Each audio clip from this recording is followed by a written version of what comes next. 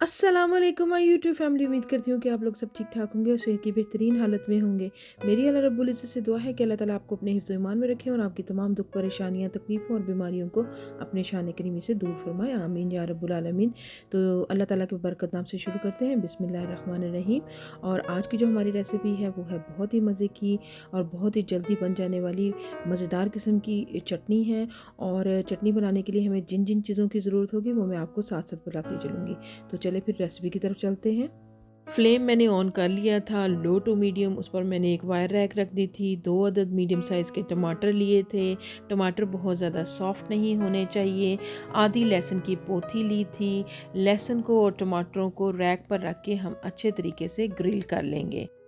चिमटे की मदद से हम इसको टर्न करते रहेंगे और लहसुन जो है वो तकरीबन 1 से 2 मिनट में हमारा ग्रिल हो जाएगा। आप देख सकते हैं कि लहसुन हमारा अच्छे तरीके से ग्रिल हो गया है। इसको आपने जलाना नहीं है बल्कि ग्रिल करना है, बिल्कुल इसी तरह का इसका कलर होना चाहिए। अब मैं इसको प्लेट में रख रही हूँ ताकि हमारा लहसुन अच्छे तरीके से ठंडा हो जाए। अब हमने जो टमाटर हैं जो अभी पूरी तरह से ग्रिल नहीं हुए हैं इसको हमने ग्रिल कर लेना है। इसको 3 से 4 मिनट लगेंगे।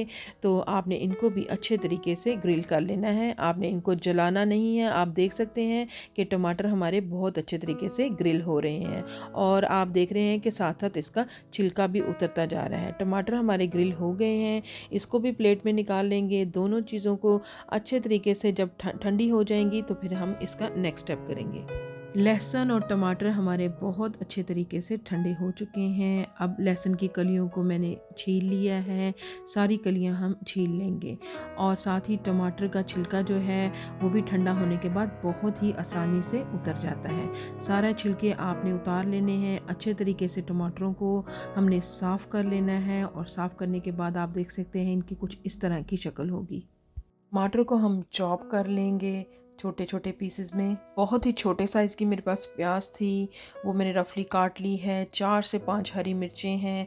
हरी मिर्चों को आपने चेक कर लेना है कि अगर वो तेज़ वाली हैं तो आप इसकी क्वांटिटी को कम या ज़्यादा कर सकते हैं। 1 कप मैंने धनिया लिया था जिसको चॉप कर लिया था। अब तीनों चीज़ों को मैंने चॉपर में डाल दिया है और साथ ही इसमें जो ग्रिल किया हुआ हमारे पास लहसुन था वो भी शामिल कर रही हूँ। चॉप किए हुए ग्रिल किए हुए टमाटर हैं वो भी इसमें शामिल कर रही हूँ। अच्छे तरीके से मैंने इसको चॉपर में मिक्स कर लिया था। इसकी चटनी जो है आप देख सकते हैं इस शक्ल में हमारे पास तैयार हो गई है। अब इसमें 1 टीस्पून मैंने भुना हुआ कुटा हुआ ज़ीरा इसमें शामिल कर दिया है। 1/4 टीस्पून जो था वो मैंने नमक का शामिल किया था। 1/2 टीस्पून जो थी वो मैंने कुटी हुई मिर्चें शामिल की थी। ये भी अपने टेस्ट के हिसाब से कम या ज़्यादा कर सकते हैं। 1 टेबलस्पून मैंने ऑलिव ऑयल का शामिल किया था और नमक और मिर्च आप यहाँ पे चेक कर सकते हैं। अच्छे तरीके से इसकी मिक्सिंग करेंगे। मिक्सिंग करते हुए आपने इसका नमक और मिर्च को चेक कर लेना है। अब मैं इसको एक डिश में निकाल रही हूँ।